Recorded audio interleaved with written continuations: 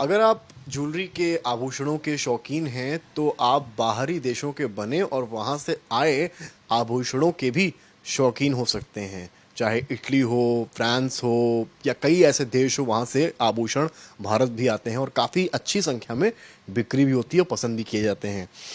ऐसा ही एक देश है तुर्की, जिसके आभूषण भी यहाँ आते हैं या उस तरह के आभूषण यहाँ बनते हैं।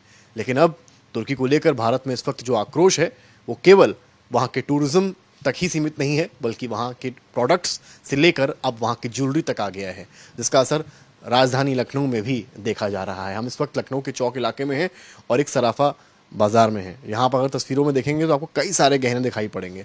शुरुआती गहने आपको इटली के दिखेंगे, कई बाहरी देशों के दिखेंगे। खूबसूरत गहने हैं, खूबसूरत आभूषण हैं।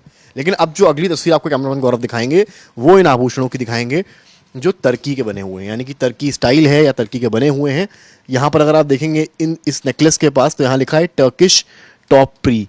इस तरफ भी देखेंगे तो आपको यहाँ भी टर्किश दिखाई पड़ेगा। यहाँ पर देखेंगे यहाँ पर भी टर्किश लिखा हुआ है। तो कुल मिलाकर इन सभी के जो टैग्स लगे हैं इनमें टर्किश लिखा हुआ है। विरोध क्या है? जिस तरह से ऑपरेशन सिंदूर हुआ, जिस तरह से आतंकवाद के खिलाफ लड़ाई हुई, उसमें तुर्की जो है वो आतंकवाद और पाकिस्तान के साथ खड़ा नजर आया।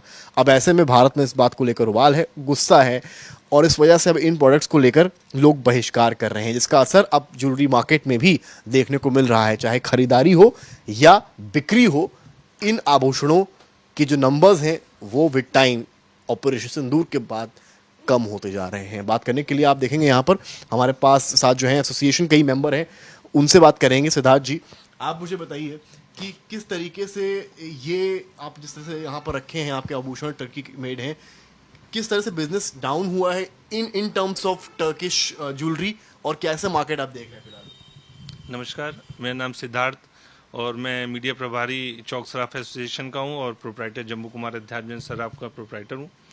और सर्वप्रथम मैं मोदी जी को सादर नमन एवं प्रणाम करता हूं कि सिंदूर ऑपरेशन के माध्यम से जिससे उन्होंने आतंकवादियों का सफाया करा है, और मिलिट्री के सभी भाइयों को नमन एवं श्रद्धांजलि देता हूं जिनकी शहादत हुई है इसमें। और जो हमारे भारत का नहीं है वो हमारा नहीं है, चाहे वो कोई सा भी देश हो। अगर तुर्की ने पाकिस्तान का साथ दिया है तो उसने सिर्फ पाकिस्तान का साथ नहीं दिया है, आतंकवाद